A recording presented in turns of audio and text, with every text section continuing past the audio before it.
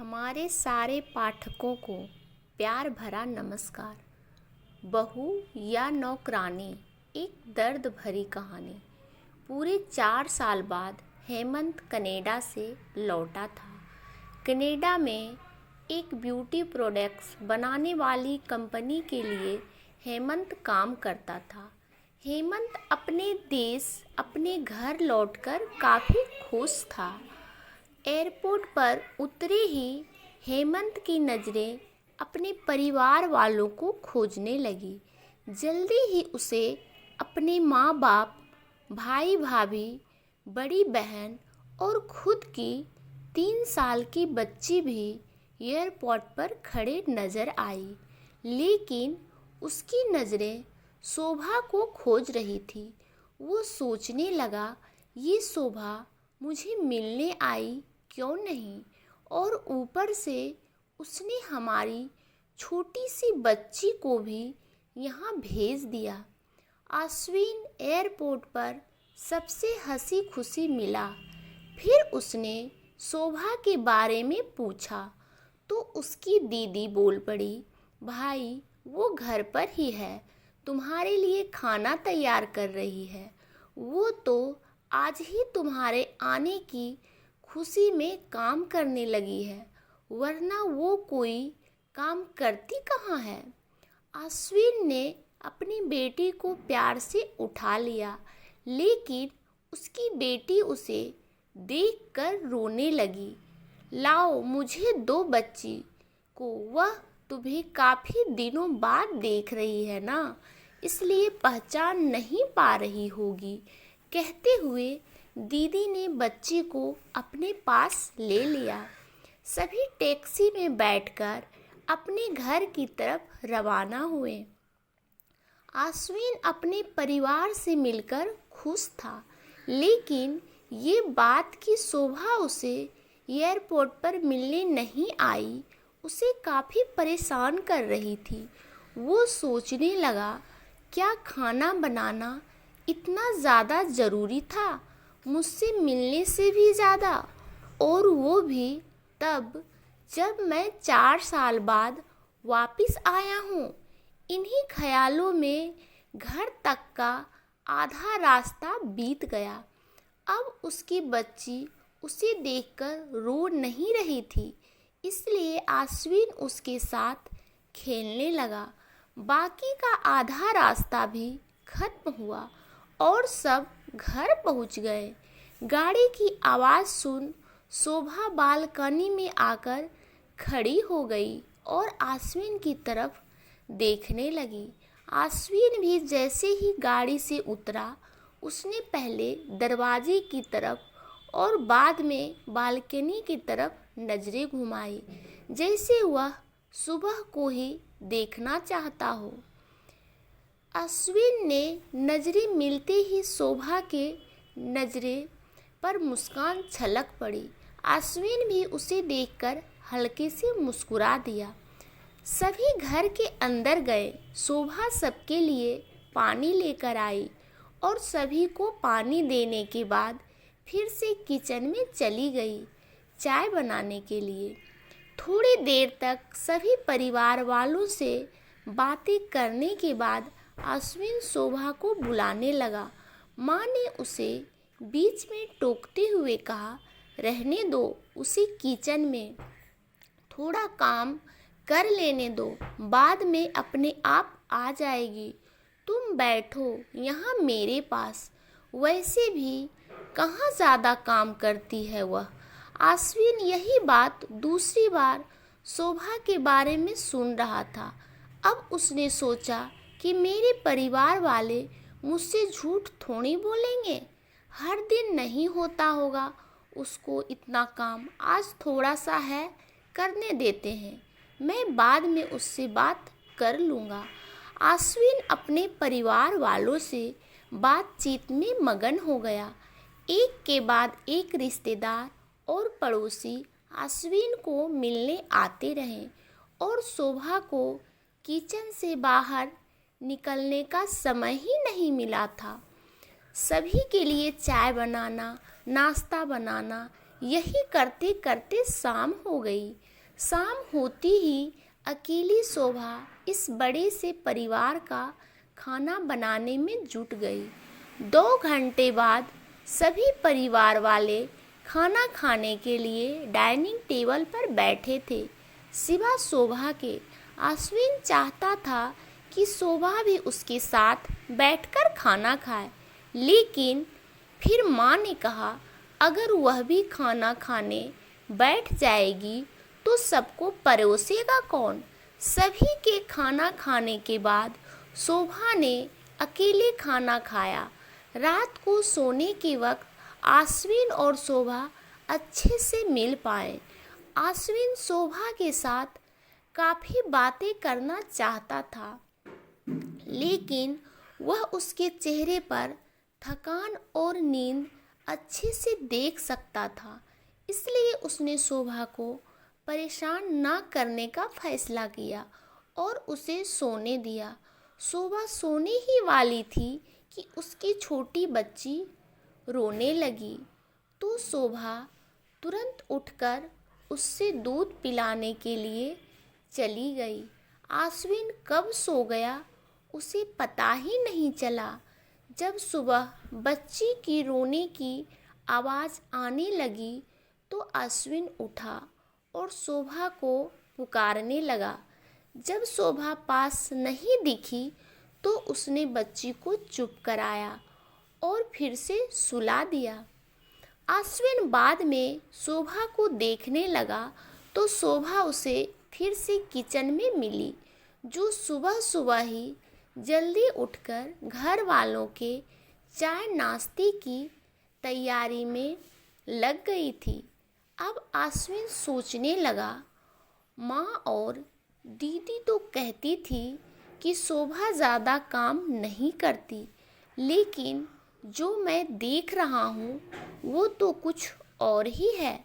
अश्विन अब सब समझ गया था, पर वो अपनी माँ को ऐसा नहीं बोल सकता था कि शोभा से ज़्यादा काम ना कराया करो। इसलिए अब उसने खुद ही शोभा की मदद करना शुरू कर दिया था।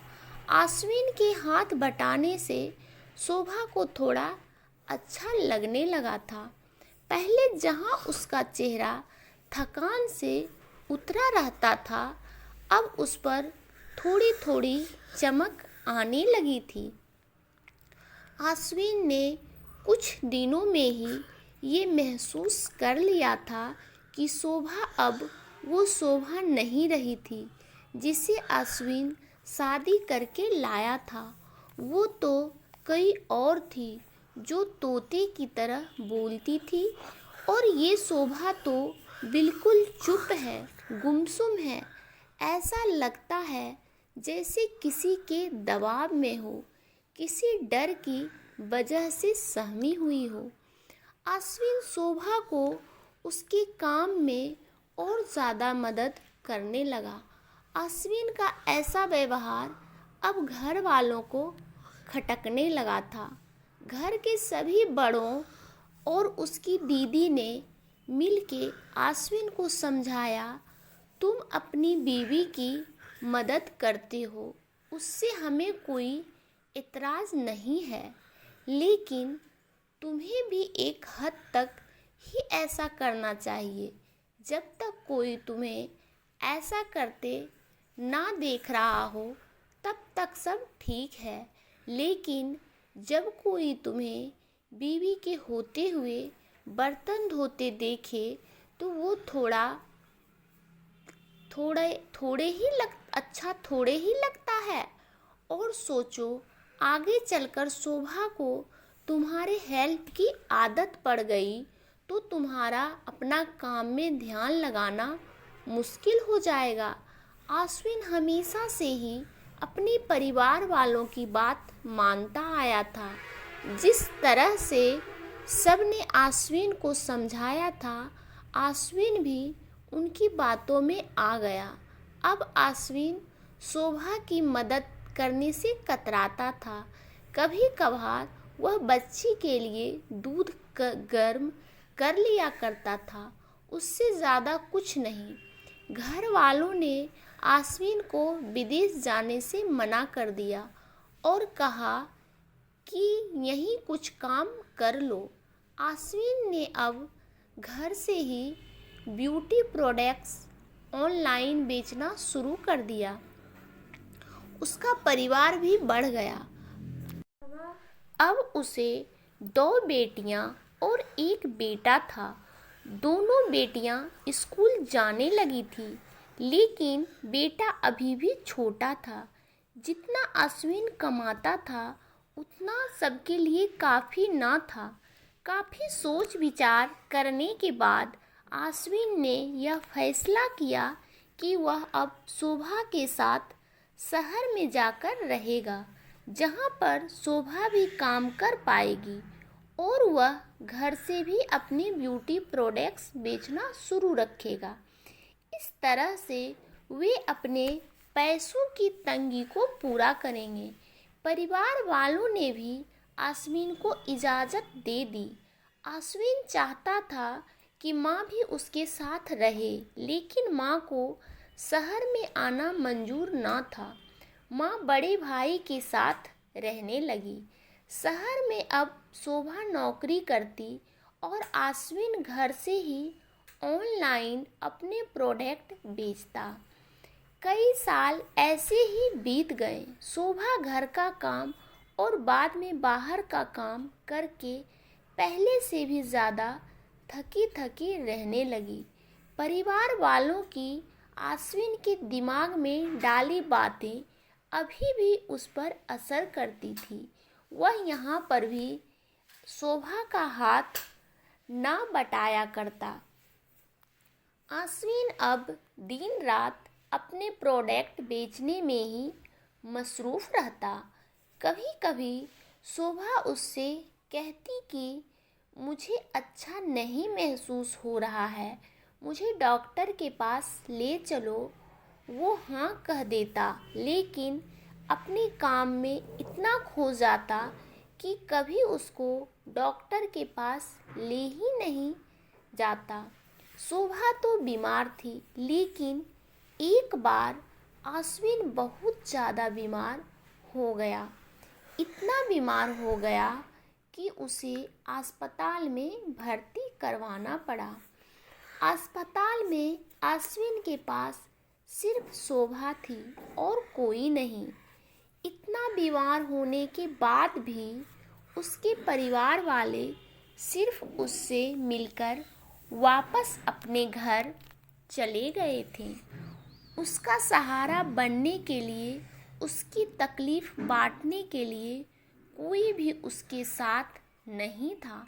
बिस्तर पर पड़े और शारीरिक तकलीफ़ से गुजर रहे आश्विन को अपनों का ऐसा व्यवहार बहुत तकलीफ़ दे रहा था। फिर वह सोचता कि उसने भी तो शोभा के साथ जिंदगी भर यही किया है। क्या वो शोभा का जीवन साथी सिर्फ नाम का ही नहीं था? जब साथ देने की बारी आती थी तो उसने दूसरों के बहकावे में आकर उससे किनारा कर लिया था। यहाँ तक कि शोभा के खुद अपने मुंह से कहने के बाद भी उसकी तकलीफ़ को वो नज़रअंदाज करता आया था। आश्विन को अब अपना दर्द शोभा के दर्द के आगे मामूली सा लगने लगा। उसके दर्द को ना बांटकर उसने बहुत बड़ा गुनाह किया हो ऐसा उसे लगने लगा। पश्चाताप के आंसू आश्विन की आँखों से बहने लगे। उसने अपनी सारी गलतियों और गुनाह के लिए शोभा से माफ़ी मांगी। दोस्तों, जीवन साथी का मतलब होता है जीवन के हर उतार चढ़ाव में, जीवन के हर मोड़ में जो साथ दे। साथ होने और साथ देने में उतना ही फर्क होता है जितना सिर्फ वादा करने में और सचमुच वादा निभाने में होता है। तो दोस्तों, मेरी कहानी आपको ये कैसी लगी हमें कमेंट करके ज़रूर बताएं। और कहानी थोड़ी सी भी अच्छी लगी हो तो इस कहानी को लाइक करें, शेयर करें और इस चैनल को सब्सक्राइब करें। आप सब अपने जीवन में खुश रहें, मस्त रहें, यही भगवान से प्रार्थना है। धन्यवाद दोस्तों।